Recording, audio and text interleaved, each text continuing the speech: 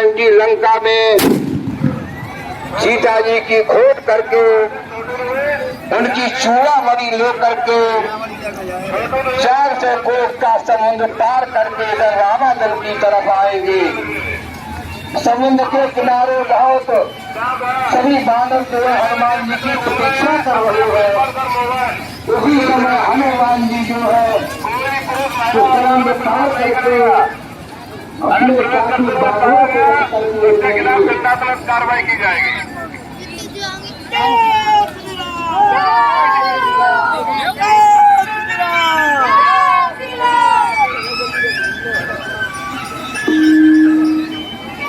हनुमान जी को देख करके सभी ने जान लिया कि हनुमान जी सारा कार्य करके ही आए हैं, क्योंकि बहुत ही प्रसन्न थे हनुमान जी। उन्हें देख करके सारा बानर दल बहुत प्रसन्न हो गया और सभी लोग एकत्रित होकर के जहाँ पर बानरों के राजा सुग्रीव और प्रभु राम लक्ष्मण है, वहां पर सभी बानर लोग प्रस्थान करते हैं।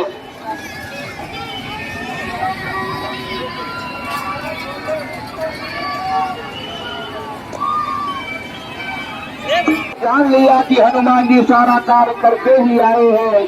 सुग्रीव भी बहुत ही प्रसन्न थे। सुग्रीव ने हनुमान जी को प्रभु राम जी से मिलवाया।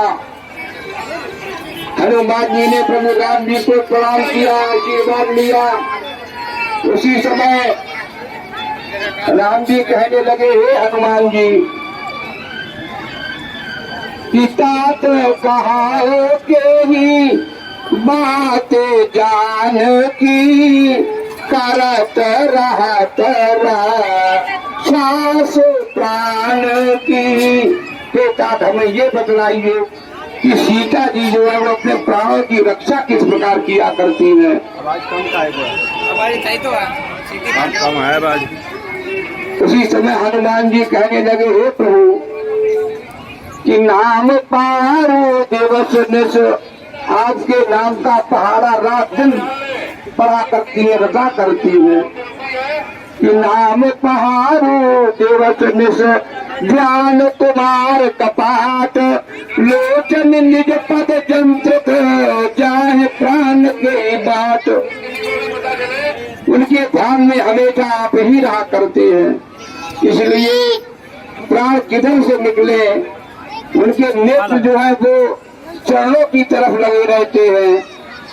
और प्रभु चलत मोहे चूड़ामणि दीनी, रघुपति हृदय लाय सोइलीनी।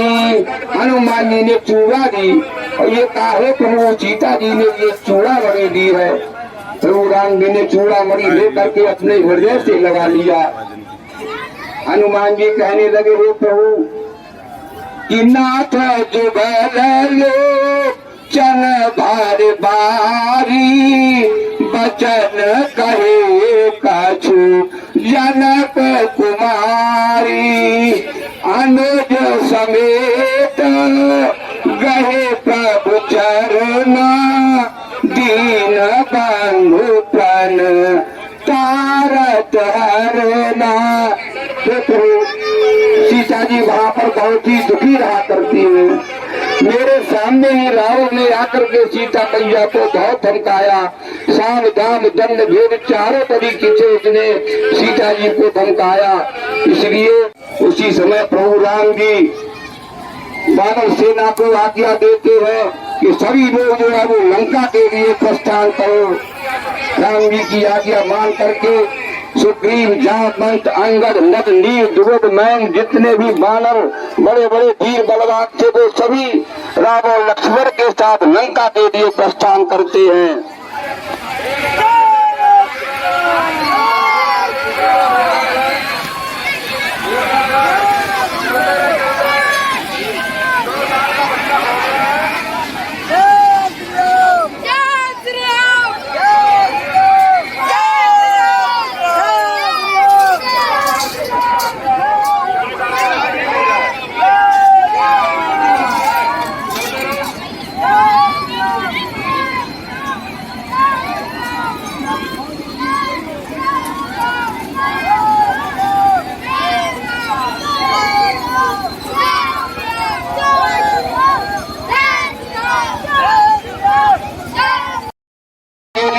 प्रमाण करते हैं।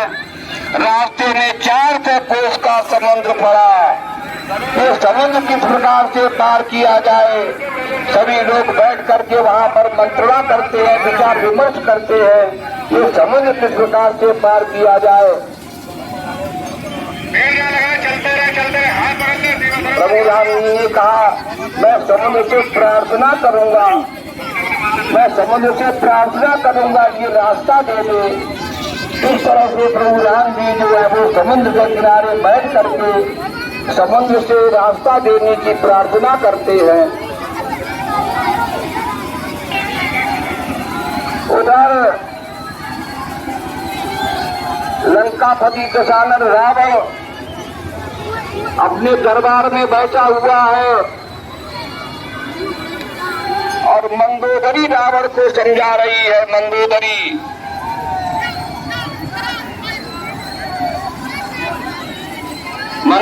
ने रावण से कहा कि हे नाथ, सुना हो नाथ, सीता बेनु दीने हित नाथ बार शंभु कीने। नाथ, यदि आपने सीता जी को, राम जी को वापस नहीं किया तो आपकी सहायता भगवान शंकर और ब्रह्मा जी भी नहीं कर सकते, क्योंकि जास दूत बाल बरन न जाई, ते पुर आए कौन भलाई। जिसका एक छोटा सा दूत आकर के सारी लंका को जला करके तहस नहस कर गया, अगर उसका स्वामी जब यहाँ आएगा तब क्या होगा, ये सोचिए। वो बात, मेरी बात मान लीजिए। उसी समय रावण कहता है मंदोदरी कि उन तपसी वाले लड़कों से क्या मेरी ठकुराई कब है, और दूंगा न कदापि जानकी को जब तक मेरे दम में दम है। वो कह रहा है कि जब तक मेरे शरीर में प्राण है तब तक मैं जानकी को वापस नहीं करूंगा। क्यों तपस्या से मेरी ठकुराई कब है, क्या मेरी सेना तुम बलवान है। इस तरह से रावण ने मंदोदरी को समझा दिया। मंदोदरी ने जान लिया ये हमारी बात नहीं मानेगा, इसलिए मंदोदरी तो खामोश बैठ गई। उसी समय विभीषण ने आकर के रावण को समझाया।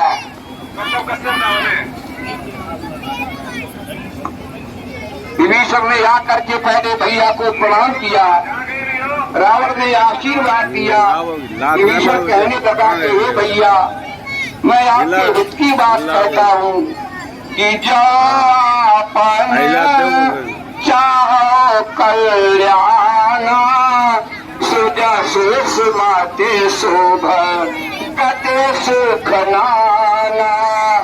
भैया, यदि आप अपना कल्याण चाहते हैं, सुजस चाहते हैं, यश चाहते हैं, अच्छी मति चाहते हैं और सुख चाहते हैं, तो सो पर नार लारे गुसाई तजो चौथ चंदा की नाई। अगर आप अपना कल्याण चाहते हैं तो पर नारी जो सीता है उसको वापस कर दो।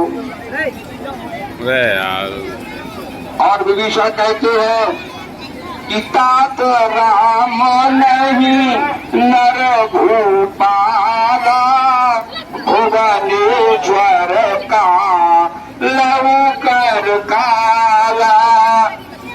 और देहो नाथ प्रभु कहो बैदेही भजिया राम बेनो हेत सनेही। ये भैया, सीता जी को वापस कर दो और राम की शरण में चले जाओ, राम का भजन करो, इसी से आपका कल्याण होगा। विभीषण कह रहा है कि सो माते कुमाते सब के गोर राही नाथ पुराण निगम दास काही जहाँ सुमाते तहाँ संपत्ति नाना जहाँ कुमाते तहाँ विपत्ति निदाना। जहाँ सुमति है वहाँ ही संपत्तियां हुआ करती हैं और जहाँ कुमत है वहाँ पर विपत्तियां ही विपत्तियां आती हैं। सो भैया कि नाथ चरण गए मागऊ राखा मोर दुलार सीता देव राम कर अहित न हो तुम्हार। दे दो आपका अहित नहीं होगा। उसी समय रावण कहने लगा जल्दी करो देखो यार कि जियत सदा सठ मोर जियावा रिपु कर पाछ मोर तो भावा मम पुर बस तब से सन प्रीति सठ मिल जाओ तिन यह नीति अथ कह कीन्यू चरण प्रहारा अनुज कहू पद बारह बारा। रावण कहने लगा कि हमारे जीने से तू जीवित है, हमारा खाता और गाता तपस्वियों का है, इससे तो अच्छा तू उन्हीं में जा करके मिल जा। इतना कह करके रावण ने विभीषण के एक लात मारी।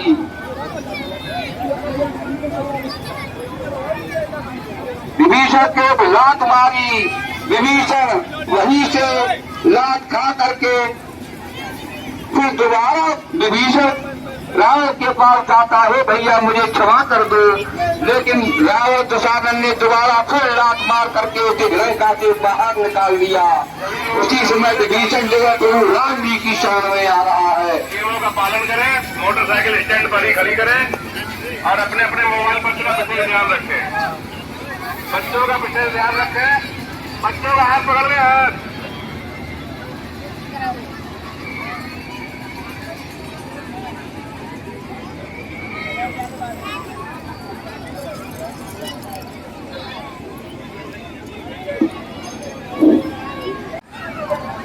दशानन लंका पति का भाई विभीषण आया है, प्रभु राम जी से मिलना चाहता है।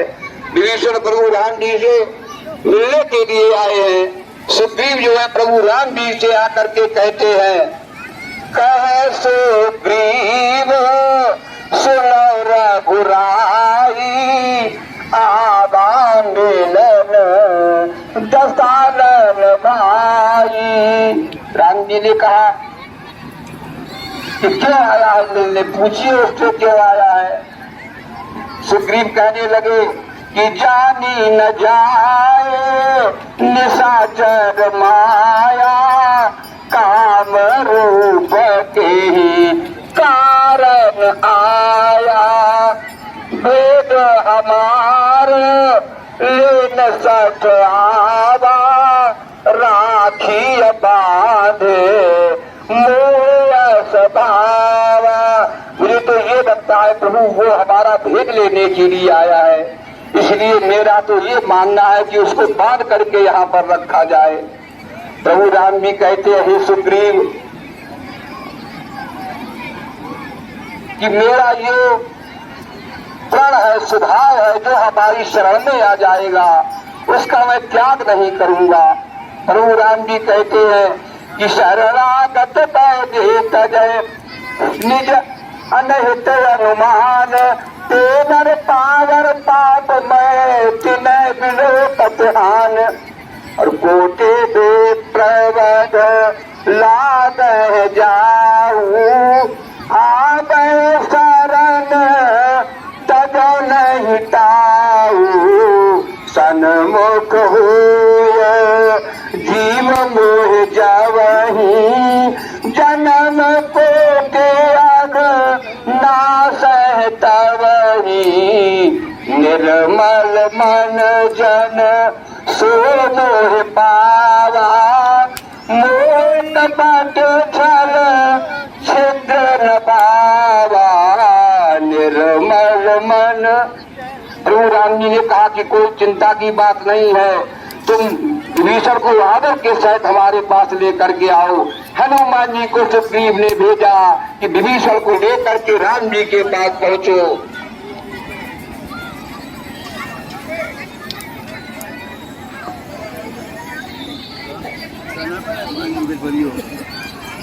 विभीषण प्रभु राम जी के चरणों में गिर गया। राम जी ने विभीषण को उठा करके अपने हृदय से लगा लिया। विभीषण कहने लगा, हे प्रभु, मैं बहुत नीच जात का राक्षस हूँ और आपने मुझे अपने हृदय से लगा लिया, मुझे अपनी शरण में ले लिया। मैं बहुत भाग्यशाली हूँ। इस तरह से विभीषण ने प्रभु राम जी से कहा, आज 2 दिन की कथा एक साथ ही करनी है, इसलिए बहुत सूक्ष्म में चलना पड़ रहा है। लक्ष्मण शक्ति तक कथा पहुंचानी, 2 दिन लीला हुई नहीं थी, इसलिए आज 2 दिन की लीला एक साथ हो रही है, इसलिए शॉर्ट में चलना पड़ रहा है। इस प्रकार से विभीषण और राम जी ने विभीषण का समुद्र से जल लगा करके और राज्याभिषेक किया। प्रभु राम जी ने विभीषण को लंका का राजा बना दिया, समुद्र के जल से तिलक करके। उसके बाद कि विनय न माने ज्यादा जल, जिस समय विभीषण वहां से चला तो रावण ने 2 दूत भेज दिए थे कि जाकर के देखो वहां विभीषण के साथ क्या हो रहा है। उसी समय दूतों को बंदरों ने पकड़ लिया और उस बंदरों के नाक कान काटने लगे। तब दोनों को राक्षस से उन्होंने राम की सौगंध दी, लक्ष्मण की शपथ खिलाई, कहा भैया हमें छोड़ दो, अब मैं यहाँ कभी नहीं आऊंगा।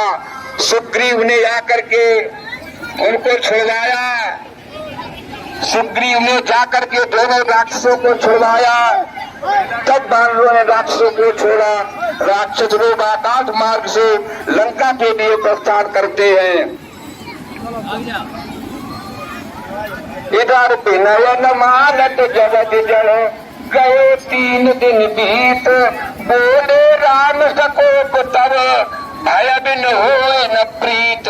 राम जी कहने लगे 3 दिन बीत गए मगर समुद्र के ऊपर कोई प्रभाव नहीं पड़ा, इसलिए हमारा धनुष बाण लाओ, मैं बाढ़ चला करके समुद्र को सुखा दूंगा।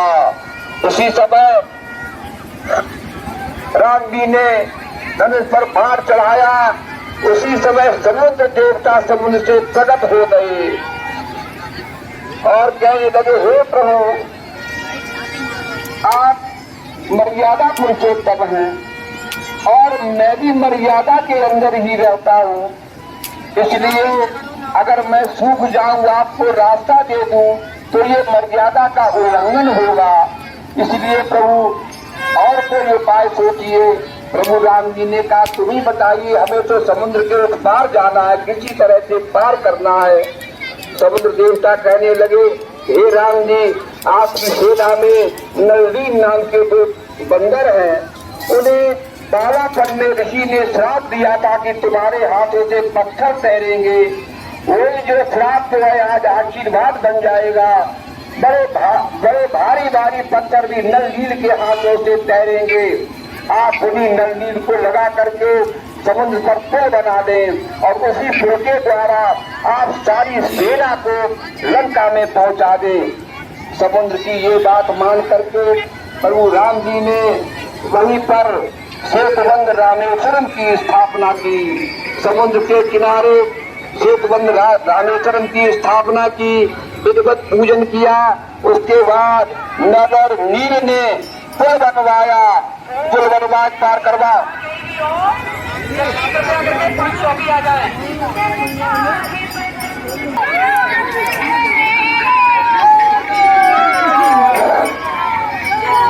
समुद्र पर पुल बना करके राम लक्ष्मण अपनी वानर सेना के साथ समुद्र पार करके लंका में पहुंचे। वहां जाकर के उन्होंने अपना ठिकाना बनाया। वहीं पर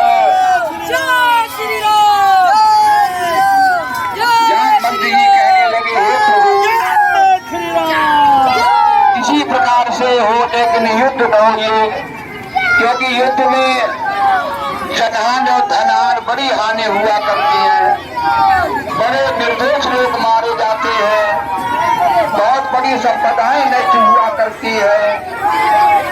जामवंत की बात सुन करके प्रभु राम जी अंगद जी को समझाने के लिए भेजेंगे लंका में रावण के पास। अंगद जाकर के रावण को समझाएंगे।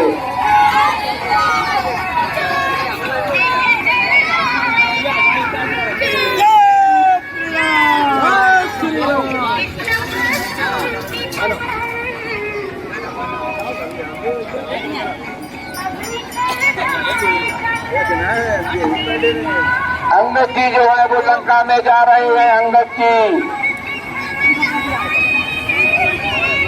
खाई जेही बिलो के सोई जावे सुखाई। हाँ, स्वयं ही रास्ता बतला रहे हैं। वो समझ रहे ये हनुमान जी ही है जो कल लंका जला करके गए थे।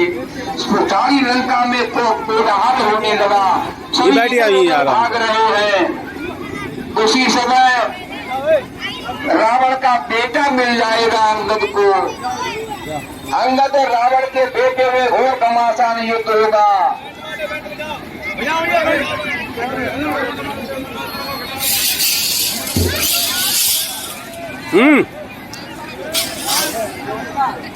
बैठ वाले बैठ हो जाओ।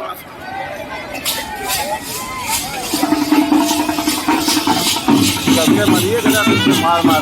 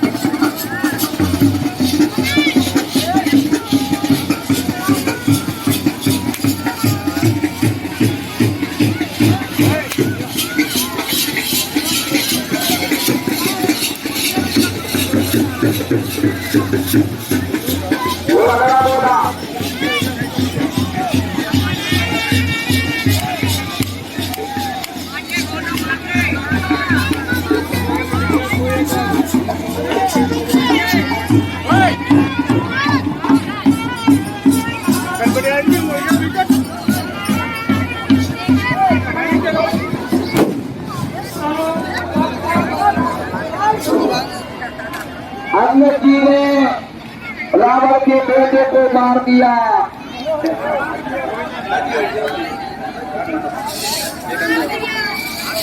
उसके बाद अंगद जी रावण के दरबार में गए। रावण कहने लगा, हे बंदर तू कौन है? उसी समय अंगद जी ने कहा कि हमारे पिता से तुम्हारी बहुत मित्रता थी और तुमने ऋषि पुलक के उत्तम कुल में जन्म लिया है। ब्रह्मा और शंकर जी को बड़ी भांति पूजा है, फिर भी तूने अभिमान के उठा करके जगत जननी सीता का हरण कर लिया। इसलिए मैं तुझे समझाने के लिए आया हूँ। अंगद जी कहने लगे कि दसन कहा त्रन कंठ कुठारी पर जन संग संग निज नारी। दांतों में तिनका दबाओ, दसन गहो त्रन कंठ कुठारी, गले में कुल्हाड़ी टांगो और अपनी रानी मंदोदरी और जो रानियां तुम्हारी मैं परिवार के उनके साथ चलिए। सबसे आगे सीता जी को करिए और त्राहिमाम, हे प्रभु हमारी रक्षा कीजिए, मुझ पर दया कीजिए। इस तरह से कहते हुए प्रभु राम जी की शरण में जाओ, प्रभु राम जी तुम्हें क्षमा कर देंगे। जब अंगद जी ने ऐसा कहा तो रावण कहने लगा कि तू मुझे नहीं जानता बंदर, तू कौन है, अपना परिचय पहले दे, तू है कौन। उसी समय अंगद जी कहने लगे कि मेरा नाम अंगद है और मैं बाली का बेटा हूँ। बाली को तो आप भली भांति जानते होंगे। रावण कहने लगा मैं किसी बाली आली को नहीं जानता। उसी समय अंगद जी कहने लगे कि यहाँ वो और कोई रावण होगा जो बाली से जिसकी मित्रता थी, तुम दूसरे रावण होगे। रावण ने कहा क्या कह रहे हो? तो अंगद कहने लगे कि सुन रावण जग के तो मैंने जो श्रावण सुने सुनते थे, बलि जितन एक गया बताला, राखे बांधे सिसन है साला, खेल है बालक मारे जाई, दया लागे बले तीन छुड़ाई। एक रावण जो है वो राजा बलि के यहाँ गया था पाताल में, वहाँ छोटे छोटे बच्चों ने उसे बांध लिया था और घुड़साल में आकर के बांध दिया था उसे। छोटे छोटे बच्चे उसको धौल मार मार करके भागते थे। उसी समय राजा बलि आए, उन्होंने उसको छुड़ाया था। और एक सहस्त्र बाहु के यहाँ रावण गया था, उसको भी छोटे छोटे बच्चों ने बांध लिया था, अजीब जंतु जान करके, क्योंकि उस रावण के 10 सिर और 20 भुजाएं थी। तो लोगों ने उसको बांध करके और गली गली घुमाया था, चारों तरफ घुमाते फिरे थे। तब ऋषि पुलस्त को दया आ गई थी, उन्होंने जाकर के छुड़ाया। और एक कहत मोह सकुचयत रहा बालिकी काख, तीन रावण तय कवन सत्य बदल तजमाख। और एक मेरे पिता बाली की काख में 6 महीने तक दबा रहा था। इन रावणों में तू कौन सा रावण है ये बता। उसी समय रावण कहने लगा तू मुझे नहीं जानता, मैंने तीनों लोकों पर विजय प्राप्त की है, मुझसे कोई भी युद्ध नहीं कर सकता, कोई भी मुझको हरा नहीं सकता है। अंगद जी कहने लगे कि मैं ये चाहता हूँ किसी प्रकार से युद्ध न हो, संधि हो जाए। तो रावण कहने लगा सुनो कि अच्छा यदि संधि चाहते हो तो स्वीकार मुझे इन शर्तों पर, स्वीकार मुझे इन शर्तों पर, पहले दे भेज विभीषण को, सिर रखे मेरे चरणों पर, फिर तोड़े सेतु समुंदर का, आ सके न कोई लंका में, फिर हनुमान का मान मिटा भेजे रावण की सेवा में। और उस समय दवा तरण दांतों में और शरणागत हो इन बाणों की, कर जोड़े मेरे राम लखन भिक्षा मांगे निज प्राणों की। राम लक्ष्मण मुंह में तिनका दबा करके मेरे बाणों के नीचे झुक करके मुझसे क्षमा मांगे तो मैं उनको क्षमा कर सकता हूँ। जब अंगद जी ने ये बात सुनी तो अंगद को बहुत ही क्रोध आया, लेकिन अंगद ने क्रोध दबा करके रावण से कहा कि हे दशानन, कि यही है या कुछ और भी है, ये तो शर्तें साधारण है, मैं जाकर उनसे कह दूंगा चारों बातें साधारण है।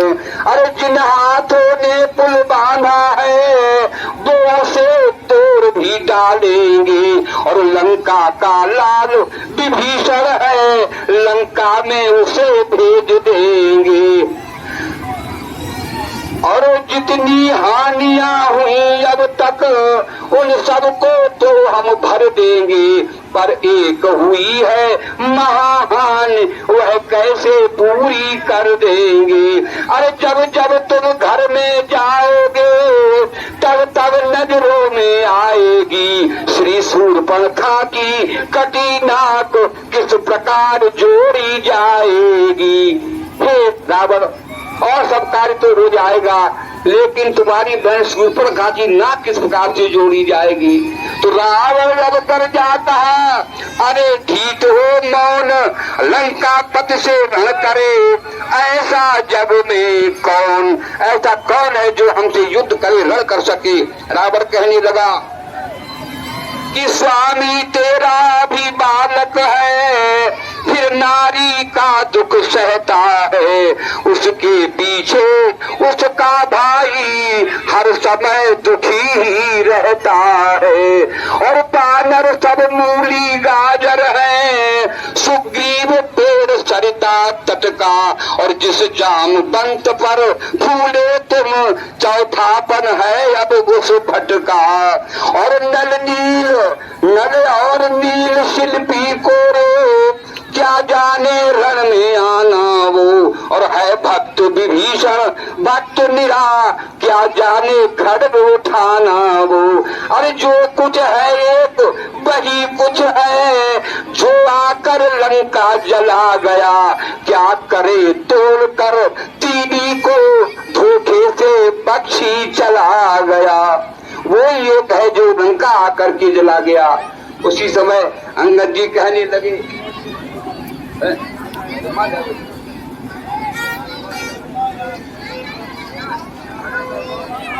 अंगद जी कहने लगे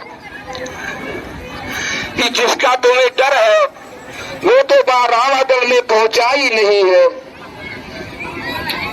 अंगद जी कहने लगे कि क्या कहा आपने फिर कहिए, क्या ये श्रीमुख ने कथन किया, क्या उस छोटे से बानर ने सचमुच ही लंका दहन किया।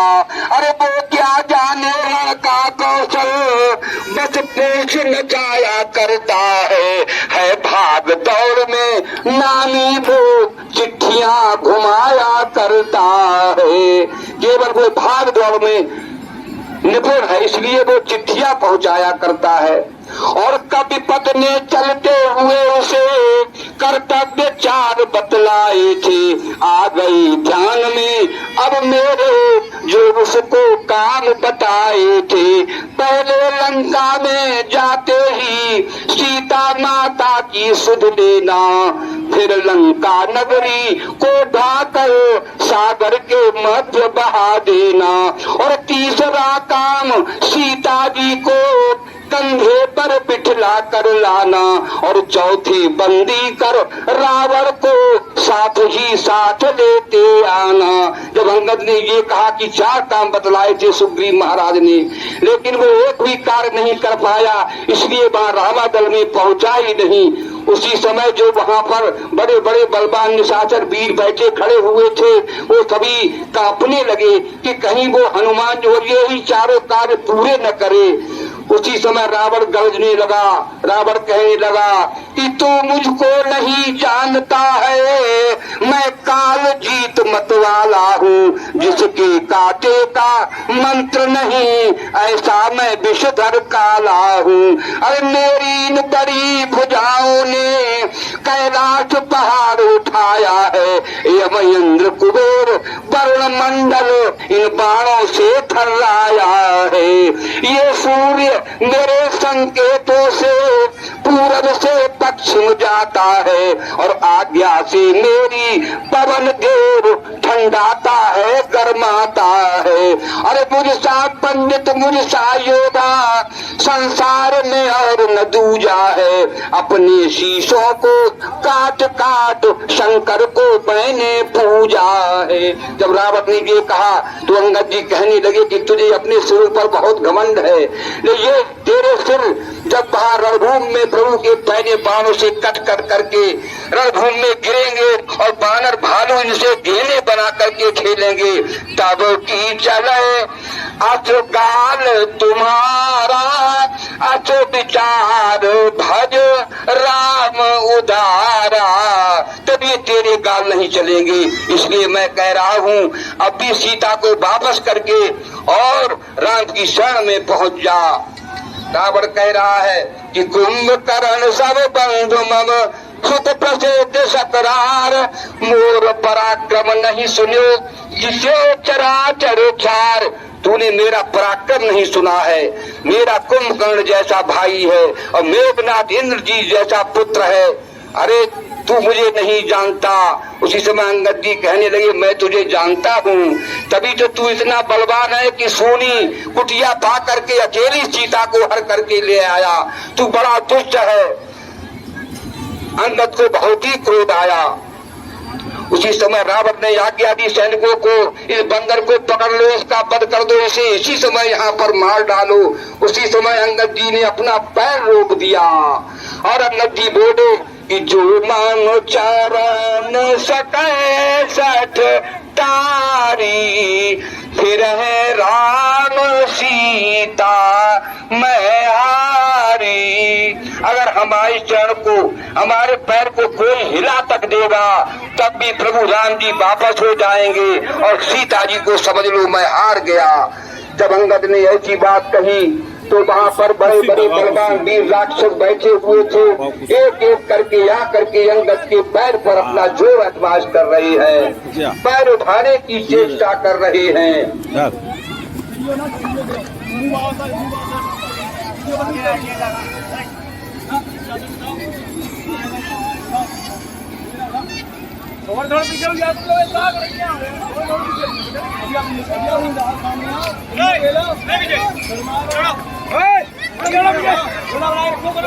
सभी लोग पीछे रहो, पीछे दूर से देखो, नीला दूर से गिर पारो उठा नहीं, जब ताकत लगाइए उठाइए ना। बाहर हो रही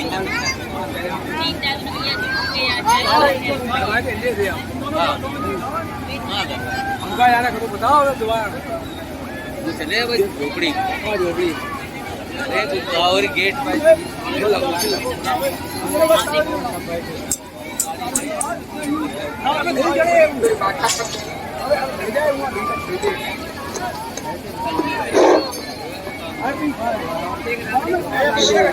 सभी राक्षस लोगों ने अपनी अपना बल आजमाया, किसी के पैर नहीं हिला।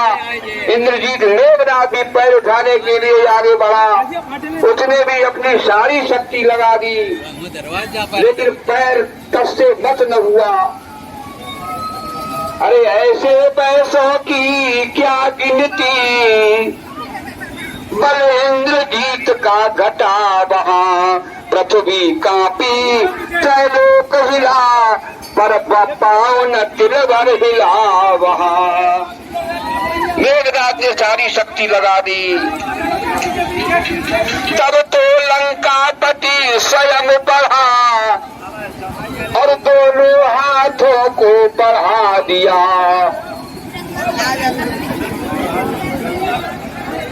जब रावण को बढ़ते देखा पद इंद्रजीत पद, बाल पुत्र ने हटा लिया। जब रावण आगे बढ़ा तो अंगद जी ने अपना पैर हटा लिया और अंगद जी कहने लगे कि क्या होगा मेरे पैर पकड़, मैं नहीं क्षमा कर सकता हूँ। हाँ प्रभु से क्षमा दिला दूंगा, इतनी सेवा कर सकता हूँ। यदि रघुराई की शरण गए तो जीते जी तर जाओगे, अन्यथा अकाल मृत्यु होगी, बेमौत स्वयं मर जाओगी। इस प्रकार चेतावनी देकर बारंबार और लौटे रामाकल की तरफ, यही विद बाल कुमार। इस प्रकार रावण को चेतावनी दे करके अंगद जी जो है वो रामादल में आ गई। रामादल में आकर के प्रभु राम जी ने सभी बानर भाइयों को आज्ञा दी कि लंका पर जाकर के चढ़ाई कर दो। लक्ष्मण ही रहियो।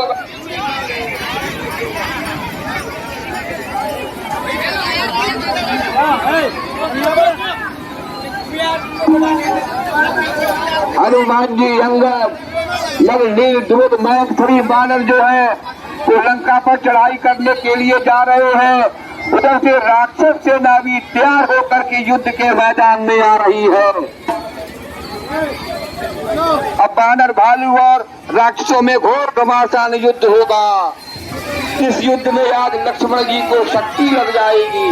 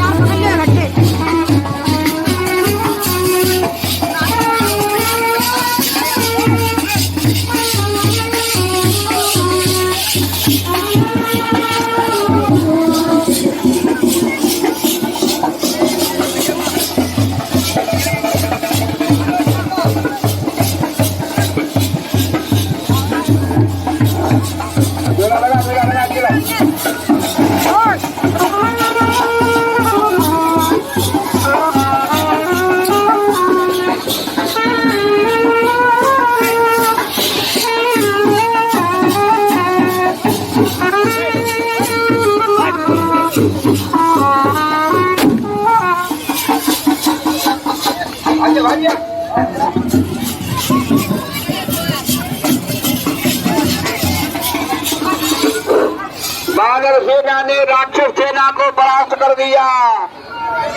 दो चार बचे हुए भागे वहां रावण के पास पहुंचे। रावण से जाकर के कहा कि बानर भालुओं ने बहुत सी सेना मार डाली। उसी समय रावण जो है अपने बेटा इंद्रजीत को मैदान में भेज रहा है। इंद्रजीत मेघनाद मैदान में आ रहा है। इधर से प्रभु राम जी लक्ष्मण जी को मैदान में भेज रहे हैं। लक्ष्मण और मेघनाद में घोर घमासान युद्ध होगा।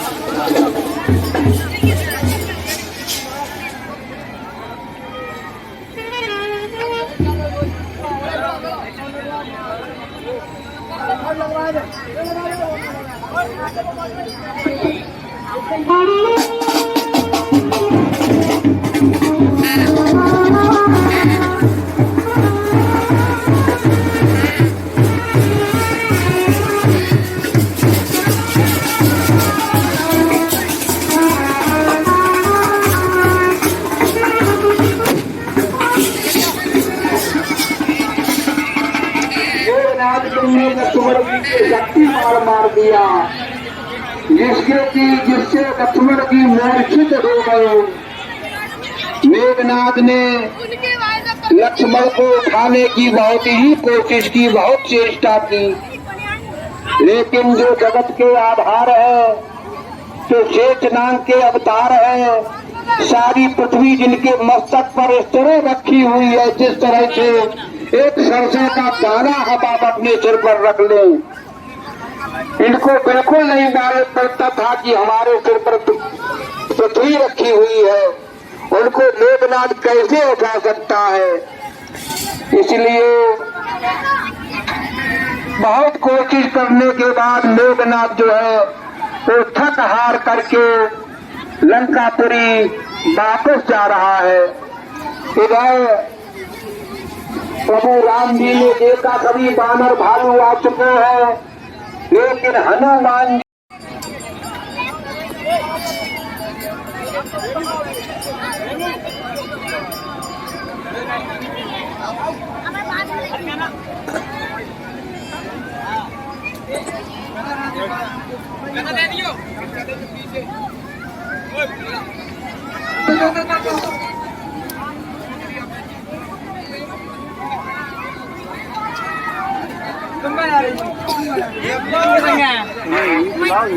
मिटा दी वो उल्टो ही याद यार।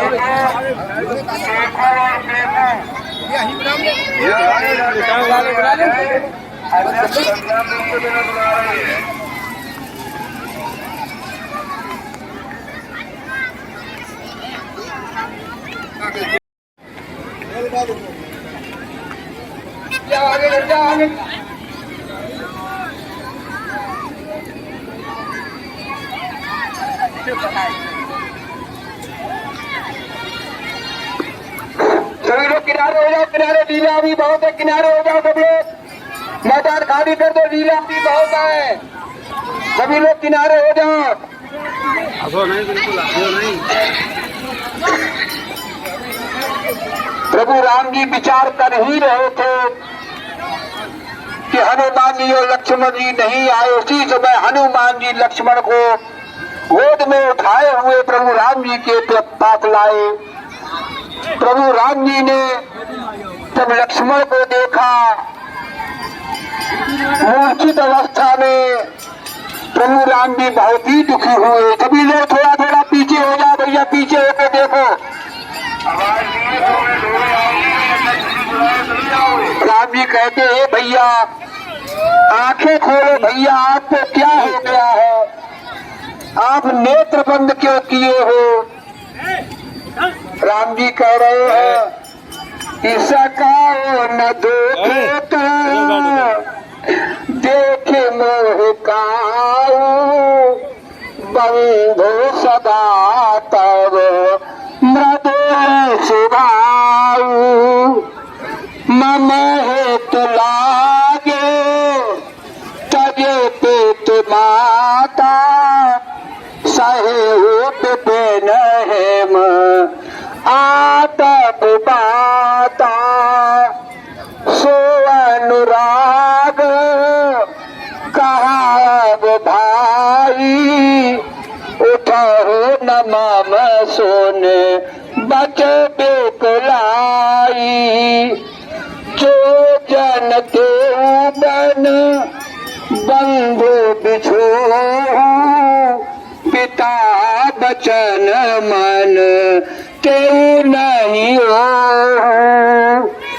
सुत पेट नारे भवन परिवारा, होए जाए जग बारह बारा, अस विचार जिय जागहु ताता, मिले न जगत सहोदर भ्राता, और पर पयस सहते मन माही, नारिहाने विशेष क्षति नाही, जय हो अवध कौन मोहलाई, नारी हेतु प्रिय भाई गवाई। हे भैया नेत्र खोलो, जल्दी उठ करके बैठो, मैं तुम्हारे बिना अयोध्या कैसे जाऊंगा, मैं बिना तुम्हारे हे भैया किस तरह अवधपुर जाऊंगा। माँ पूछेगी ये लखन कहाँ, तो क्या कहकर समझाऊंगा। अरे उस गोदी से उस छाती से ज्वाला भर भरा उठेगी, तब जलहीन मीन सी व्याकुल हो मैया तड़पड़ा उठेगी तब। और लक्ष्मण से भाई को खोकर धिक्कार राम के जीने पर, हो ब्रह्म शक्ति दे छोड़ इसे आ जाओ अब मेरे सीने पर। ये छोटा और बड़ा हूँ मैं, अनुचित इसका मरना पहले, हे काल इसे पीछे लेना, मुझको समाप्त करना पहले। राम जी विलाप कर रहे हैं कि जब लक्ष्मण ही नहीं तो जीने से क्या काम, और बंधु करो तुमसे विदा होता है अब राम। अगर लक्ष्मण ही नहीं बचेंगे तो मैं भी जीवित नहीं रहूंगा, मैं भी अपने प्राणों को त्याग दूंगा। राम जी कहते हैं कि अपने उपकारों के घट को अब आज और भरते जाना, अंतिम इच्छा इस राघव की इस भाग्य बात पूर्ण करते जाना। अरे इतना करना हम दोनों की छातियां मिला देना भाई, और एक ही वस्त्र में दोनों को कस कर लिपटा देना भाई। यदि चिता बनानी मुश्किल हो तो जल में यहीं बहा देना, सागर की ठंडी लहरों में दोनों को साथ सुला देना। और दोनों के रुधिरों से इतना लिख देना सागर के तट पर, भाई भाई की यादगार है इस सागर के मरघट पर।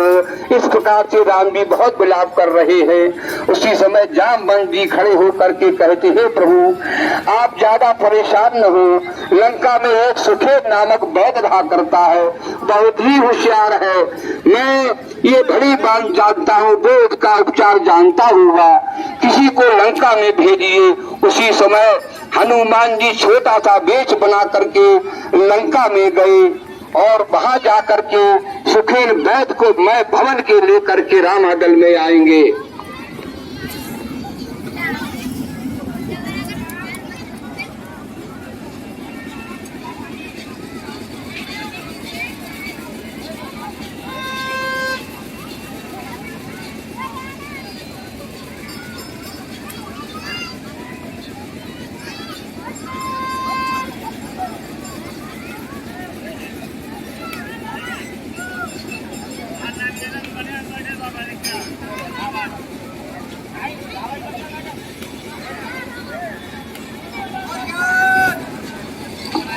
अरे धरिला भूरूप गयऊ हनुमंता, आने हो भवन समेत तुरंता। धरिला भूरूप, बहुत छोटे थे हनुमान जी बनकर के लंका में गए। रात्रि का समय था। उसी समय वैद्य जी जो भवन में सो रहे थे, मैं मकान के उठा करके उनको ले आए, क्योंकि हनुमान जी ने सोचा अगर इनको ऐसे जगा करके ले जाएंगे तो उनका दवा खाना तो सब यहीं रह जाएगा।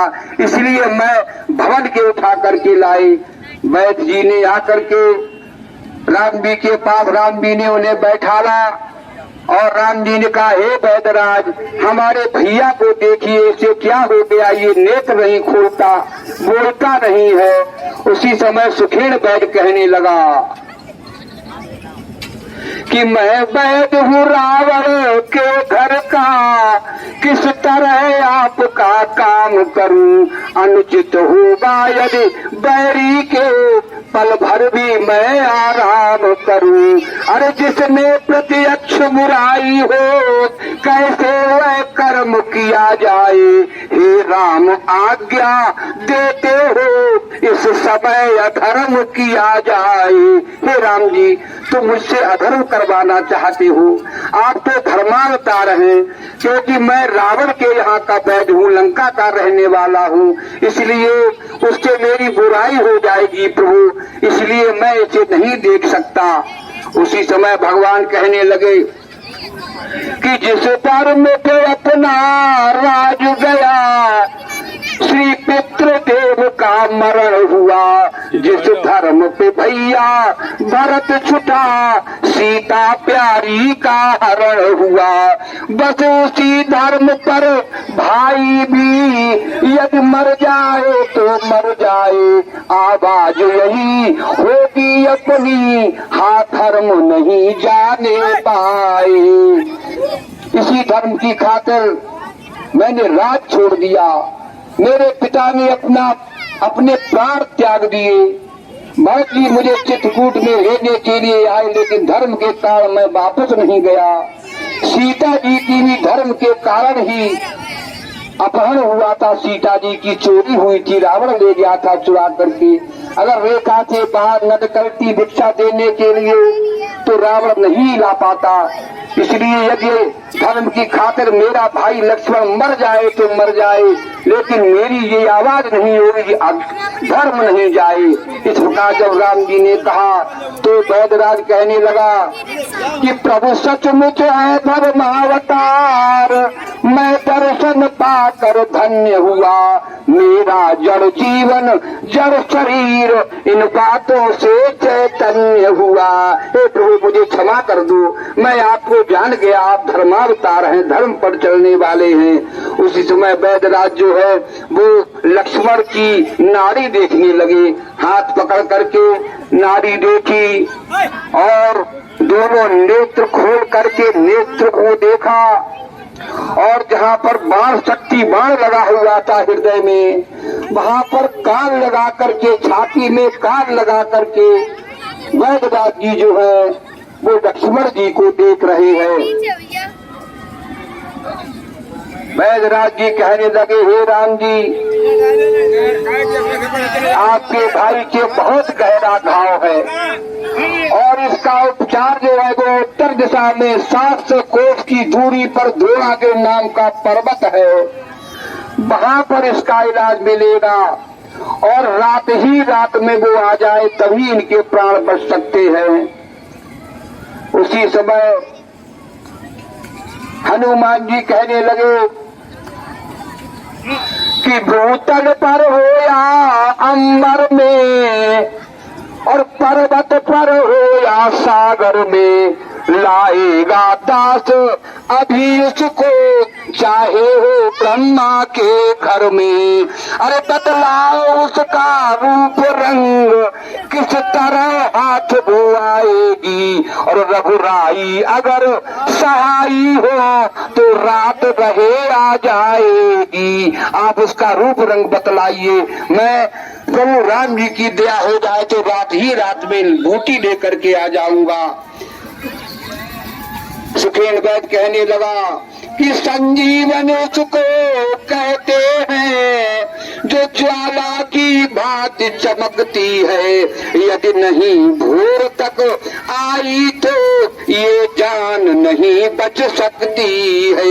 उसको संजीवनी कहते हैं, उस पर रात में बहुत भारी प्रकाश हुआ करता है। हे हनुमान जी, तुम जाकर के रात ही रात में बूटी ले आओ। अगर वो संजीवनी बूटी नहीं मिली, प्रातः काल होते ही इनके प्राण निकल जाए, फिर इन्हें कोई नहीं बचा सकता। उसी समय हनुमान जी संजीवनी बूटी लाने के लिए द्रोणा के पर्वत की तरफ प्रस्थान करते हैं।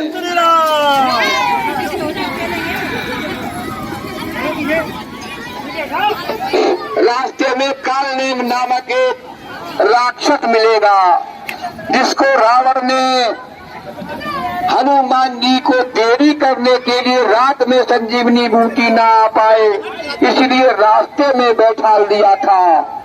वो महात्मा बनकर के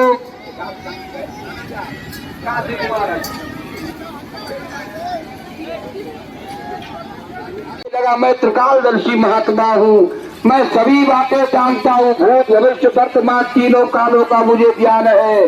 भूत महारण रावण राम ही जितने राम न संशयामहि, मैं ये भी जानता हूँ राम रावण का युद्ध चल रहा है, जिसमें आज मेघनाथ ने लक्ष्मण जी के शक्ति बाण मार दिया है और तुम संजीवनी बूटी लेने के लिए द्रोणा के पर्वत पर जा रहे हो। लेकिन मैं बहुत बड़ा महात्मा हूँ, हनुमान जी तुम मुझसे दीक्षा ले लो, मुझे अपना गुरु बना लो। उसी समय हनुमान जी कहते हैं मुझे बहुत भारी प्यास लग रही है।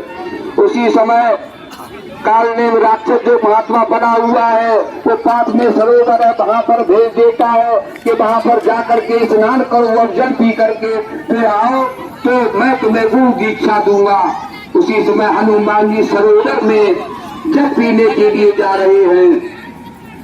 हनुमान जी ने सरोवर में जैसे ही जल पिया, उसी समय एक मगरी वहां पर प्रकट हो गई। मगरी ने हनुमान जी से कहा, हे हनुमान जी, वो कालनेम नामक राक्षस है, वो तो महात्मा नहीं है। महात्मा का वेश धारण करके रावण ने उसको यहाँ पर बैठा लिया, जिससे कि आप संजीवनी बूटी न ला सके। इतना सुनते हनुमान जी वहाँ से वापस आए। बोरा लगा दे बेटा। हनुमान जी वहाँ से वापस आए और आकर के कालनेम को जो है वो अपनी पूंछ में लपेट करके और घुमा करके उसे ऐसा जमीन पर पटका कि उसके प्राण पखेरु उड़ गए। उसके बाद हनुमान जी द्रोणागिरि पर्वत की तरफ प्रस्थान करते हैं।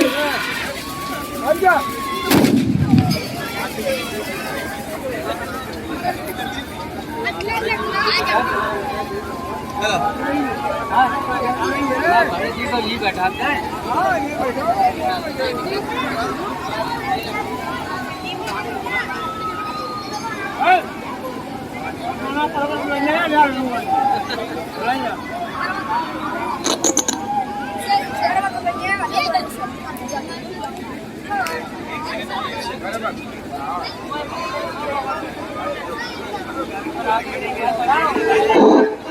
हनुमान जी संजीवनी बूटी लेकर के द्रोणागिर पर्वत, उन्होंने देखा कि सारा द्रोणागिर पर्वत पर प्रकाश है, ज्योतिर्मय है। उन्होंने संजीवनी बूटी नहीं पहचान पाई, उन्होंने सारे पर्वत को उखाड़ दिया और अपने हाथों में लेकर के आकाश मार्ग से होकर के रामागढ़ की तरफ आ रहे थे। रास्ते में अयोध्या पड़ी। भरत जी ने देखा ऊपर कोई बहुत बड़ा पर्वत लिए हुए जा रहा है। भरत जी ने सोचा ये कोई राक्षस होगा, तो उन्होंने बाण चला दिया। उन्होंने बाण चला दिया। हनुमान जी राम राम कहते हुए पृथ्वी पर गिर गए। जब भरत जी ने सुना ये राम राम कहने वाले कौन है, भरत जी हनुमान जी के पास पहुंचे। हनुमान जी से पूछा आप कौन है।